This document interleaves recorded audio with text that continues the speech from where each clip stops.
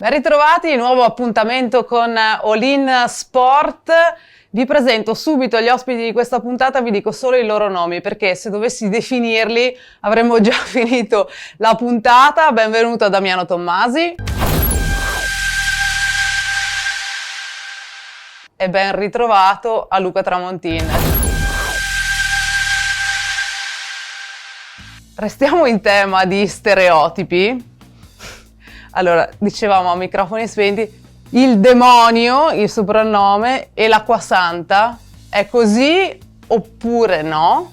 Sì, è lui demonio. È giusto ma rovesciato. No, allora, Damiano, sei uno che ha sempre detto in maniera molto pacata delle cose però molto forti. Quindi, in tema di inclusione, in tema di sport paralimpico, secondo te qual è stato il cammino degli ultimi anni in Italia?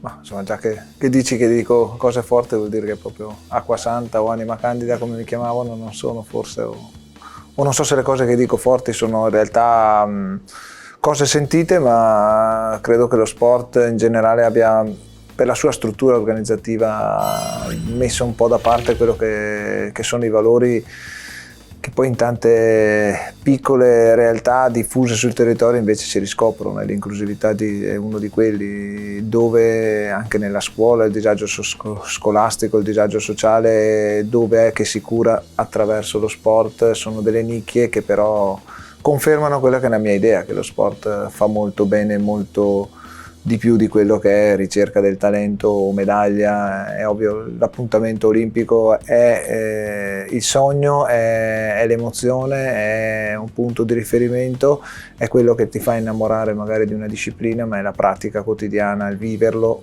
con i tuoi amici, con le tue amiche nel tuo territorio che ti fa scoprire quello che effettivamente lo sport può fare e posso assicurare che possono essere anche miracoli. Io ho avuto la fortuna di conoscere nel nostro ambito calcistico la nascita della nazionale amputati da un sogno di un ragazzino che poi è diventata realtà e attualmente addirittura insomma, si è riusciti a organizzare anche un campionato con tanti ragazzi che si sono alzati da casa e hanno trovato in quella disciplina non solo uno sport, non solo un campionato europeo, un mondiale, hanno trovato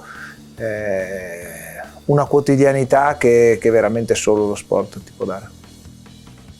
È stato abbastanza rivoluzionario in quello che ha detto? Sì, ma un altro luogo comune, forse non strettamente sportivo, più relativo alla comunicazione, è che la persona pacata nei modi non dica mai cose scomode. C'è gente che sbraita tanto, ma in realtà dicono delle ovvietà che hanno solo nei modi. C'è l'atteggiamento di dire io sono trasgressivo perché dico tantissime parolacce, spacco la cabina del telefono. Dico ragazzi, è così facile che è molto più rivoluzionario dire 3 cose fastidiose, dirle con educazione, portare rispetto all'arbitro, no? Perché, slittando, ma è un'analogia che ci sta tutta, no? È più trasgressivo essere rispettosi con l'arbitro adesso. La maleducazione oramai è data per scontata, è il target, è l'obiettivo, no? Quindi no, credo sia molto, molto spinoso, molto caustico quello che dice, da sempre, perché pensa che io, ignorante di cronaca, di calcio, lo conosco attraverso le cose che dice. Non so neanche che ruolo giocasse, lui mi farà causa sicuramente per questo, perché è egocentrico. Non si è perso nulla. Però so per esempio i messaggi che aveva dato sulla disabilità, sullo sport. Hai sentito cosa ha detto Damiano? Io da questo lo sentivo. Se mi chiedi un gol famoso che abbia fatto, non so. Il più famoso me l'hanno annullato. Ecco. Bene allora. Esatto.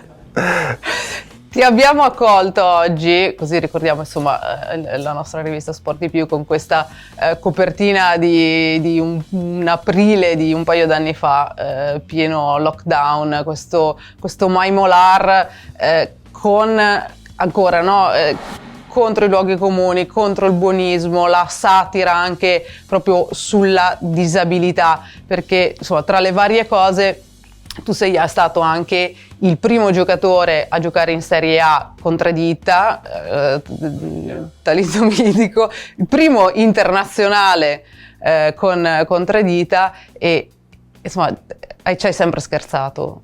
Ma ci scherzavano gli altri, il presidente del Via Dana, adesso non faccio nomi, Silvano Melegari ha detto beh ma io conto le touche che vinci, mica le dita, ha detto.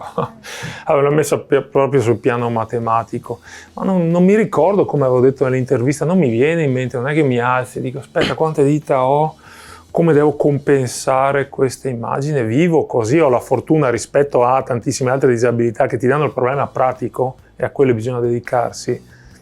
Io non ho mai avuto, anzi dirò un'altra roba, non ho mai avuto problemi di inclusione, di discriminazione. Se qualcuno ha fatto la battuta cattiva la fanno anche, ma più o meno come me la facessero sui capelli che avevo e dopo un giorno di colpo ho tagliato, avevo i truccioli come i suoi, un'altra tinta ma più lunghi, che non mi ha mai sfiorato. Sì, sono luoghi comuni, ecco. È soggettivo, non bisogna fare le vittime per principio, ecco.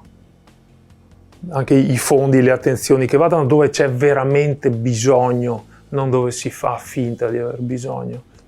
In telecronaca una volta c'era basket in sedia a rotelle, avevo detto quello è un fallo bastardo, subito arriva il produttore e mi dice hai detto bastardo a un disabile, a parte che l'ho detto al fallo, però se serve lo dico anche al disabile, perché se fa un fallo bastardo ragazzi ci sono tanti scemi in sedia a rotelle e qua tutti a casa avranno fatto un salto, non si può. No, non è vero, perché questo è discriminatorio.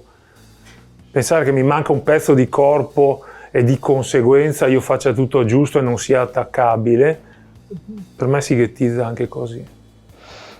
Ci hai già dato una piccola scossa elettrica, ci torniamo tra poco. È lui poco. Che ha iniziato, è lui che ha cominciato. Vabbè, allora vi lascio litigare finché noi andiamo a vederci il servizio di Alberto Crestani.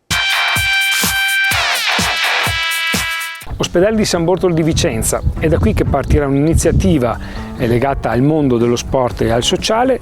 Loretta Pavan ne è la testimone principale, ma andiamo a scoprire dalle voci dei protagonisti di cosa si tratta.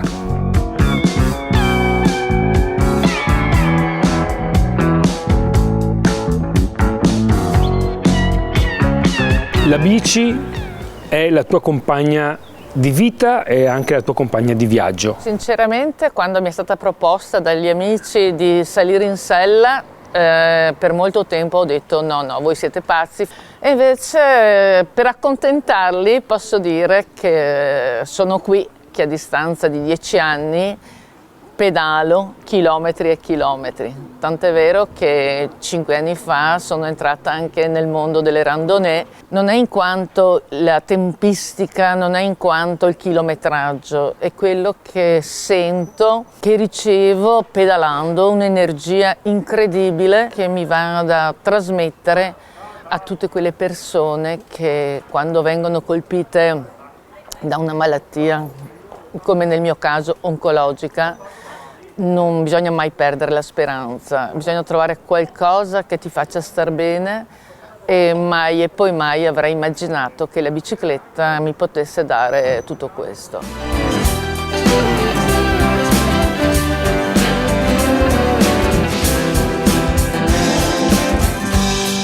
Da 3 anni a questa parte, oltre a pedalare per me che mi fa star bene, pedalo per la raccolta fondi per gli amici del quinto piano dell'ospedale di Vicenza. Quest'anno pedalerò per la ricerca, precisamente per la Fondazione Veronesi, perché ritengo che la ricerca sia fondamentale, è un'arma molto importante assieme alla prevenzione per poter combattere il cancro. Loretta, prossimo progetto ormai alle porte, spiegami come si svolgerà e da dove partirà.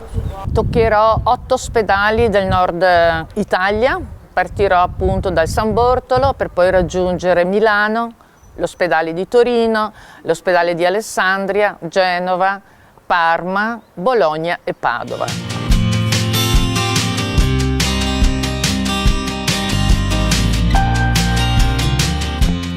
Dottoressa Molavino, buoni stili di vita e sport alla base dell'attività dell'azienda sanitaria di Vicenza. Sì, alla base della prevenzione, che è il nostro punto fermo, i corretti stili di vita che vanno da un adeguato movimento, adeguabile anche all'età di ciascun soggetto che lo pratica. Quindi corretti stili di vita anche per quanto riguarda alimentazione, anche per quanto riguarda contenimento dello stress. Loretta Pavan ne è un testimonial importante di questa attività. Sì, è un importantissimo testimone, uno perché accende le luci sulle attività che noi mettiamo in campo quotidianamente e che non sempre sono così note. E Loretta fa qualcosa di più di un corretto stile di vita, perché ha fatto di questa sua attività una gara con se stessa, sempre e ormai da tempo. Qual è l'attività degli Amici del Quinto Piano? Allora, gli Amici del Quinto Piano sono un gruppo di volontari che si occupano del benessere del paziente oncologico, con attività che sono legate alla cultura, all'alimentazione, al benessere e ai diritti del malato. Il gruppo Amici del Quinto Piano ha iniziato l'attività nel 2011, è un aiuto che viene dato ai pazienti, perché mettiamoci nei loro panni, nel momento in cui ti viene diagnosticato che hai un tumore, vai nel panico proprio più completo, ma non solo la persona, tutta la famiglia.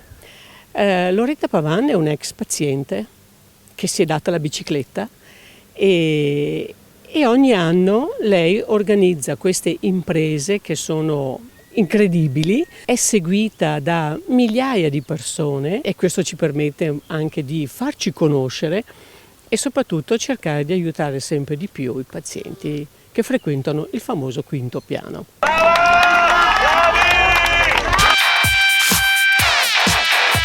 Piccolissima pausa adesso per noi, un breve blocco pubblicitario, poi ci troviamo qui per la seconda parte di All In Sport. Vi aspetto.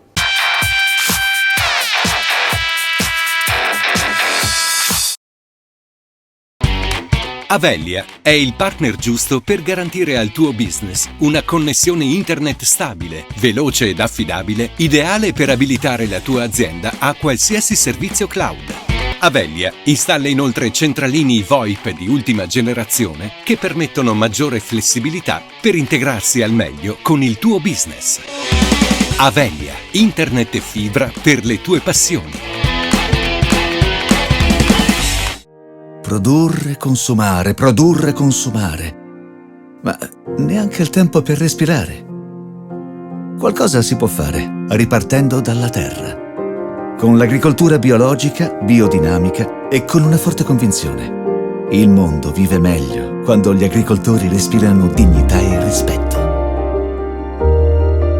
Aziende agricole e mercati super Natura Sì. Un sì per la terra e per l'uomo.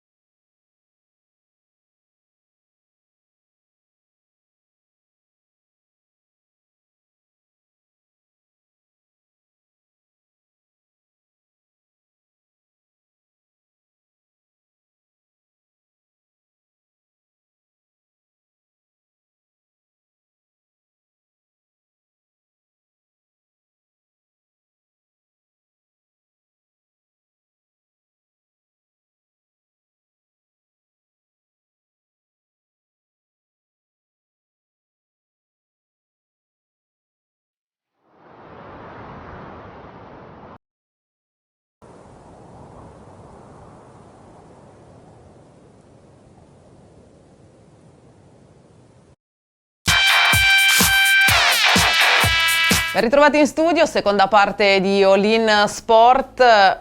Continuiamo, abbiamo messo un po' di elettricità e Luca, nell'intervallo hai tirato fuori quella parola, una parola che insomma non si usa più quando si parla di sport per persone con disabilità, che però insomma è forzuta e probabilmente in questa chiave ci serve, no? Handicap c'è nel golf che serve per misurare i punteggi, è una parola che io in un ambito specifico uso molto volentieri. Il rugby è uno sport per handicappati, perché se prendo il pilone e lo metto a fare il mediano, palesa un handicap motorio, non riesce ad abbassarsi, a mettere la palla velocemente dentro la mischia a 10 cm di altezza, perché in termini scientifici si ingambera. Stessa cosa al saltatore, siamo impediti, siamo brutti, abbiamo le braccia lunghe, siamo diversamente belli, però bisogna andare a 4 metri a prendere la palla in alto. Se prendo il mediano grande così non ci arriva, sarà lui handicappato dall'altra parte. È il linguaggio, no? Ne parlavamo prima con Damiano, no? Tu vai a scuola, non vedi il bambino ciccione, che bel pilone sarebbe, ci serve il pilone per l'Under 13, no? Quando il ciccione diventa pilone, già nominalmente hai fatto un salto di categoria. Prova a metterlo a fare il mediano handicappato. E qua la parola deve essere usata volentieri, perché non posso fare il fantino, perché il cavallo protesta, mi denuncia, capisci? Quindi bisogna capire che tutti gli sport sono fatti di caratteristiche e di compensazioni, soprattutto di compensazioni. Ecco, compensazione, Damiano, e adattamento che vale nella quotidianità, vale nell'educazione scolastica, vale tanto di più nello sport per chiunque di noi, no? Tu sei un bravissimo nuotatore, per esempio. Esatto, ma c'è una bellissima storia anche su Verona quando lui parla di handicap, credo che la parola limite sia la cosa anche che dal punto di vista sportivo sia la vera sfida: conoscere i propri limiti, riconoscere i propri limiti, andare oltre i propri limiti, a volte anche a voler bene i propri limiti. Io sono montanaro, quindi voglio bene il fatto che... Se tu hai fatto carriera perché io giocavo a rugby, perché avessi Esatto. Giocato io a calcio, ragazzi. Perché effettivamente è quello, a volte anche essere nel posto sbagliato o essere con le persone sbagliate il vero limite, non è intrinseco a noi. E se mi metto a fare una cosa quando forse è una cosa che si alimenta sempre di meno, no? Questo riconoscere e scoprire le proprie passioni e inseguirle e seguirle. Credo che se uno segue le proprie passioni i limiti diventano risorse. E difficilmente uno si appassiona ad una cosa dove il suo corpo o la sua personalità non è adatta, perché il motore che abbiamo dentro credo non sbaglia così facilmente. Purtroppo, torniamo all'organizzazione del sistema sportivo, oggi come oggi a scegliere discipline sportive sono gli adulti per i loro figli. E sempre di più sono i genitori che scelgono la disciplina sportiva più adatta ai loro figli, o quella in cui pensano che i loro figli possano diventare, possano fare, e lì già piano piano si sta spegnendo quella fiammella interna che è quella che ti fa accettare anche il proprio io. Scherzando, ma non troppo, prima dicevo che forse giocare con rugby non mi conviene, perché io scherzando con i miei amici dico che a calcio sono sempre stato bravo senza palla.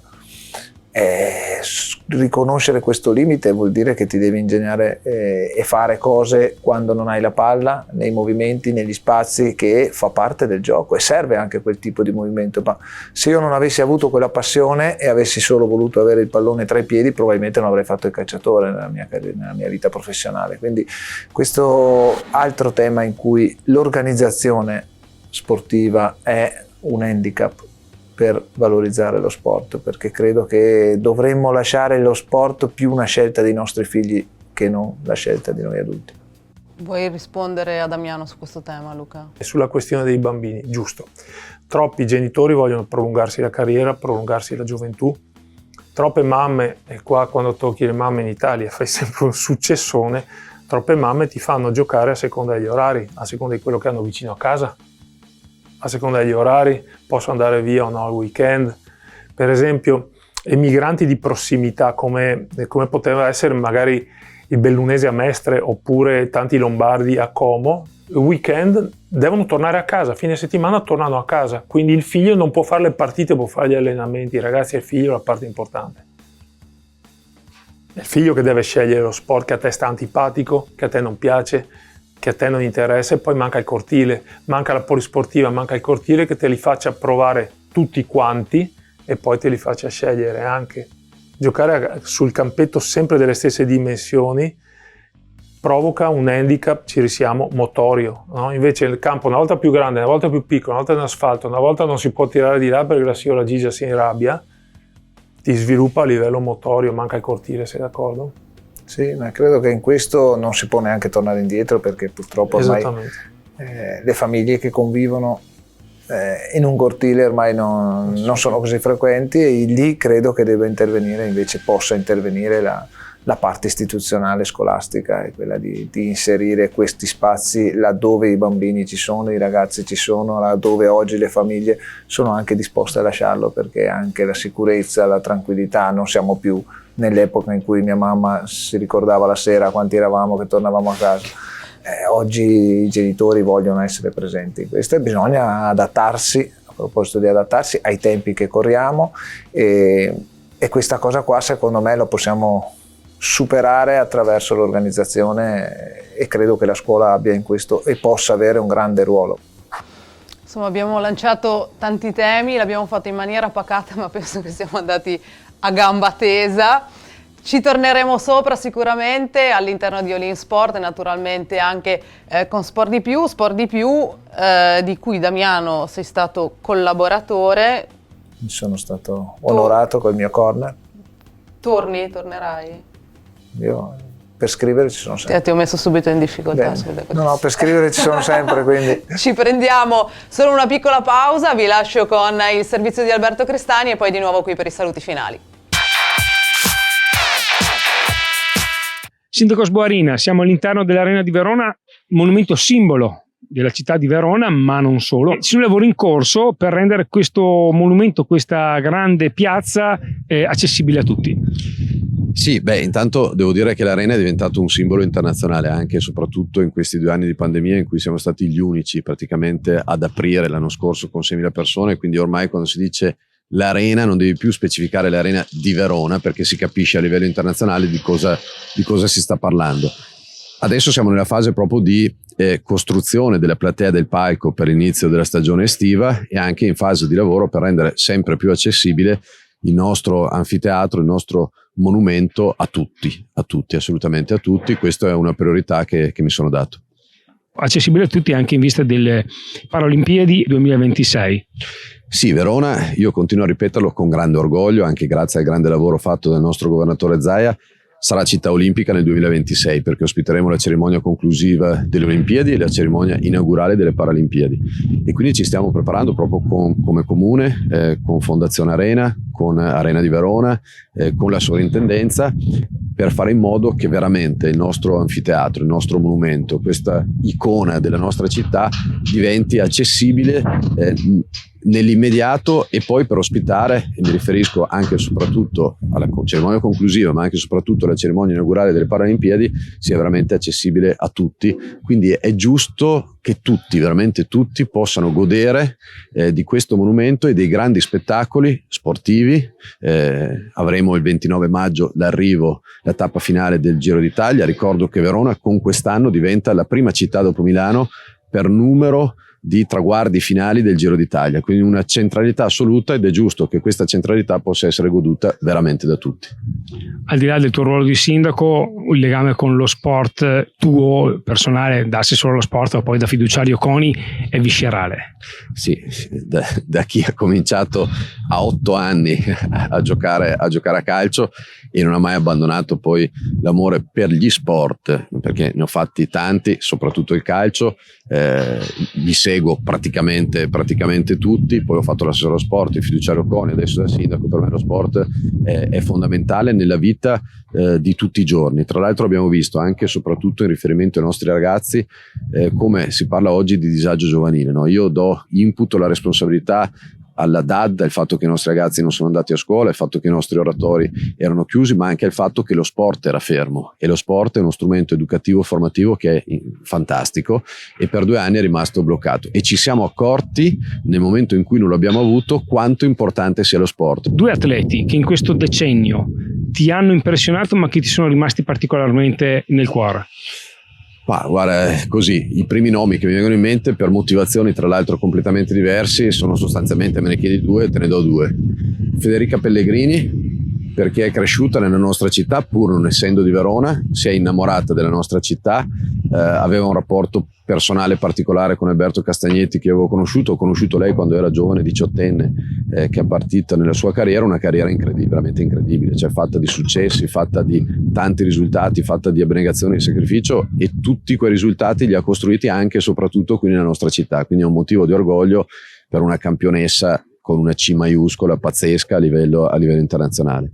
E poi su tutt'altro versante Andrea Conti, anche qua una persona che purtroppo oggi non c'è più, che è scomparsa in un modo anche drammatico e, se volete, legato anche al suo percorso di vita. Anche questo è quasi dell'incredibile, no? Quello che gli è successo. Una persona che ho conosciuto da assessore allo sport, che ho imparato ad apprezzare, che ha costruito una squadra di handbike, che ha ottenuto dei successi incredibili, che scriveva dei pezzi altrettanto bellissimi, lo ricordo con il sorriso. In questo, proprio una persona a tutto tondo, una grandissima umanità, che ho imparato a conoscere proprio da assessore allo sport, poi da fiduciario CONI, e poi ancora, e che oggi non c'è più. Ce ne sarebbero tantissimi altri, ma sicuramente loro 2 sono i primi che mi vengono in mente. Ben ritrovati in studio. Solo per i saluti finali abbiamo detto i valori dello sport per tutti ci sono, no? Sono indubbi. Dobbiamo lavorare ancora tanto perché siano intrinsechi dentro nel volerli. Bravo. Luca? No, sono d'accordo, bisogna buttare via l'ego, bisogna fare anche sport nei quali non siamo bravi, perché da lì andiamo a tirare fuori le motricità maggiori. Il genitore che deve lasciare il figlio fare che sport vuole, lo provi anche lui, faccia delle figure da chiodi, si renda conto, rida, anche ridere delle proprie incapacità motorie è una chiave enorme. Va bene, verremo a trovarti a scuola. Ti porto Luca a scuola. Pensa che fortuna. Grazie ancora per essere stati con noi, Damiano Tommasi. Grazie. E Luca Tramontin. Grazie a voi. E grazie naturalmente a tutti voi, vi aspetto con il prossimo appuntamento con All In Sport.